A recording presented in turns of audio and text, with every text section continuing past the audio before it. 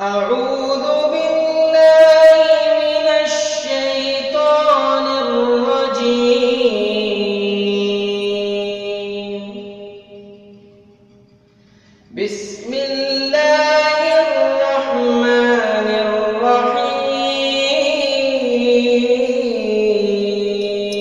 الرحيم.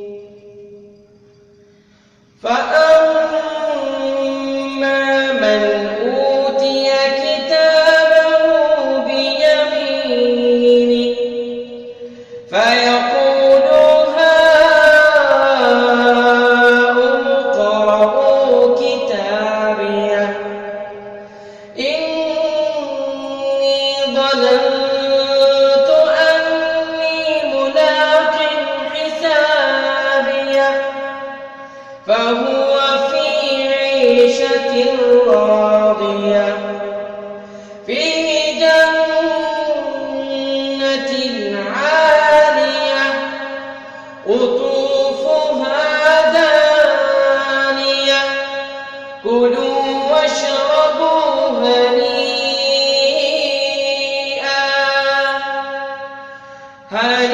هنيئا بما أسلفتم في الأيام الخالية.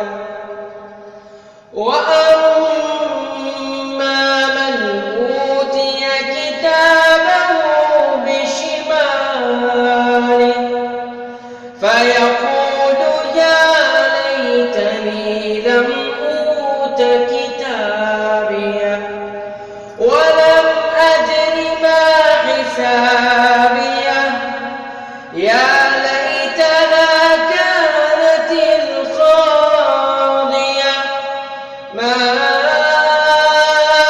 أغنى عني ماليه هلك عني سلطانيه خذوه فغلوه ثم الجحيم صلوه ثم في سلسلة ذرعها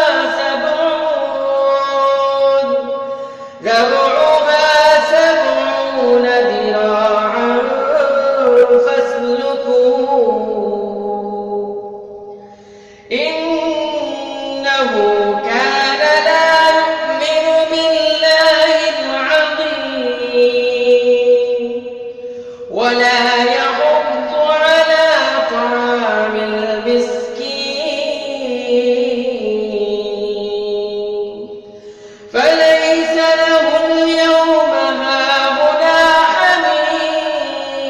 حميم ولا